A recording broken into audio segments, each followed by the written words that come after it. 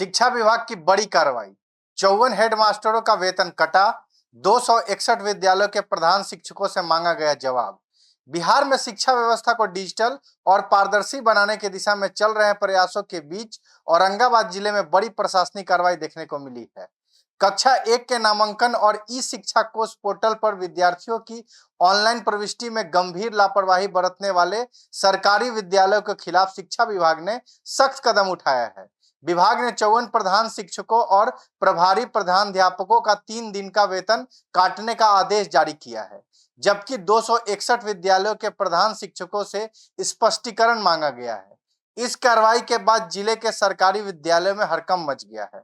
शिक्षा विभाग ने स्पष्ट संकेत दिया है कि जब केवल कागजी रिकॉर्ड के आधार पर नहीं, बल्कि ऑनलाइन पोर्टल पर दर्ज वास्तविक आंकड़े के आधार पर ही विद्यालयों की कार्यप्रणाली और शिक्षकों की जवाबदेही तय की जाएगी। समीक्षा में सामने आई गंभीर लापरवाही। जानकारी के अनुसार 9 जून को शिक्षा विभाग के अपर मुख्य सचिव द्वारा राज्य भर में ई शिक्षा कोष पोर्टल की समीक्षा की गई थी। समीक्षा के दौरान औरंगाबाद जिले के प्रगति बेहद निराशाजनक पाई गई। अधिकारियों ने पाया कि कई विद्यालयों में बार बार निर्देश दिए जाने के बावजूद कक्षा 1 में नामांकित विद्यार्थियों की जानकारी पोर्टल पर अपडेट नहीं की गई थी। शिक्षा विभाग ने यह स्थिति चिंताजनक इसलिए भी मानी क्योंकि सरकारी विद्यालयों में नामांकन, उपस्थिति और शैक्षणिक गतिविधियों की निगरानी के लिए ई शिक्षा कोष पोर्टल को एक महत्वपूर्ण माध्यम के रूप में विकसित कर रही है। ऐसे में डेटा अपडेट नहीं होने से वास्तविक स्थिति का आकलन प्रभावित हो रहा था। 54 विद्यालयों में नामांकन की प्रविष्टि मिली शून्य। जांच के दौरान 54 ऐसे विद्यालयों की पहचान की गई जहां कक्षा 1 के छात्रों की ऑनलाइन प्रविष्टि पूरी तरह शून्य पाई गई, यानी विद्यालय में नामांकन होने के बावजूद उसकी जानकारी पोर्टल पर दर्ज नहीं की गई थी या फिर नामांकन की प्रक्रिया को डिजिटल रूप से अपडेट नहीं किया गया था। शिक्षा विभाग ने ऐसे विभागीय आदेशों की अवहेलना और गंभीर प्रशासनिक लापरवाही माना। इसके बाद संबंधित प्रधान शिक्षकों और प्रभारी प्रधानाध्यापकों के 3 दिन के वेतन की कटौती का आदेश दिया गया है। साथ ही उन्हें निर्देश दिया गया है कि वह 3 दिनों के भीतर 100% नामांकन डेटा ई शिक्षा कोष प्रणाली पर अपलोड करें। 261 विद्यालयों से मांगा गया स्पष्टीकरण।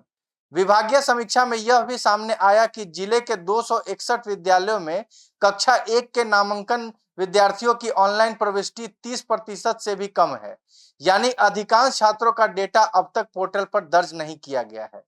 इस स्थिति को गंभीर मानते हुए संबंधित विद्यालयों के प्रधान शिक्षकों और प्रधानाध्यापकों से 2 दिनों के भीतर लिखित स्पष्टीकरण मांगा गया है।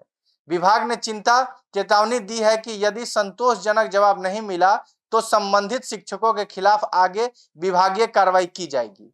कई प्रखंडों के विद्यालय कार्रवाई के जद में। वेतन कटौती के कार्रवाई औरंगाबाद जिले के विभिन्न प्रखंडों में स्थित विद्यालयों में की गई है। इनमें बारून, देव, दाऊदनगर, गो, हसपुरा, कुटुंबा, मदनपुर, नवीनगर, ओबरा और रफीगंज प्रखंड के स्कूल शामिल हैं।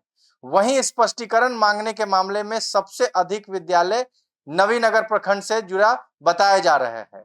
इसके अलावा अन्य प्रखंडों में भी बड़ी संख्या में विद्यालयों की प्रगति संतोषजनक नहीं पाई गई है। डिजिटल मॉनिटरिंग पर विभाग की जोर।